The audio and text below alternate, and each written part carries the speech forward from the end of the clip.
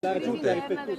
Sono Cosa? giorni difficili per lei. No, no, giorni difficili non lo sono, per nulla. Non sono giorni difficili, No. che cosa accadrà nelle prossime ore? No, vediamo, no, pensavo, però io voglio prendere un impegno, dimostrare che la politica può essere qualcosa di diverso, che la politica non deve essere una lotta di potere ma una risposta a dare ai cittadini. E io voglio interpretare anche questa crisi di influenza Giulia in questo modo.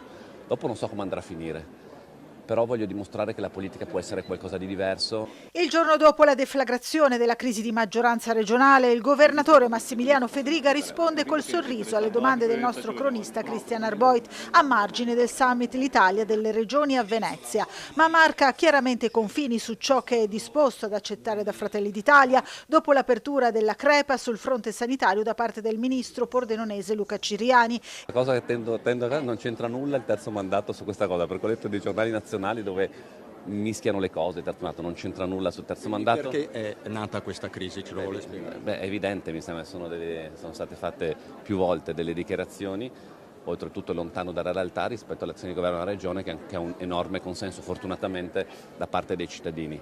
Penso che abbiamo dato un contributo importante allo sviluppo del Friuli Venezia Giulia, ci piacerebbe continuare a farlo, ma non sono disposto a scendere ai compromessi di una vecchia politica che guarda a posizionamenti e non risposta a dare ai cittadini. Intanto nel pomeriggio, in tema di terzo mandato, il Consiglio dei Ministri ha deliberato di impugnare alla Corte Costituzionale la legge della Provincia Autonoma di Trento che prevedeva questa possibilità e lo ha fatto dopo un aspro confronto e con il voto contrario dei ministri della Lega. Lo scontro tra i partiti continua a distanza con il ministro Luca Ciriani che a chi gli chiedeva se si risolverà la crisi in Friuli Venezia Giulia ha risposto bisogna chiederlo a Fedriga, è lui che l'ha aperta, mentre il Carroccio addita proprio il ministro e le sue continue dichiarazioni critiche contro l'operato della giunta regionale di cui Fratelli d'Italia fa parte. Io penso che su tutto non soltanto si possa, ma si debba fare un ragionamento, poi le conclusioni si decidono insieme, ma non esiste cosa di cui non si possa discutere. Ho capito che è interessato a Friuli Venezia Giulia, ma ho risposto.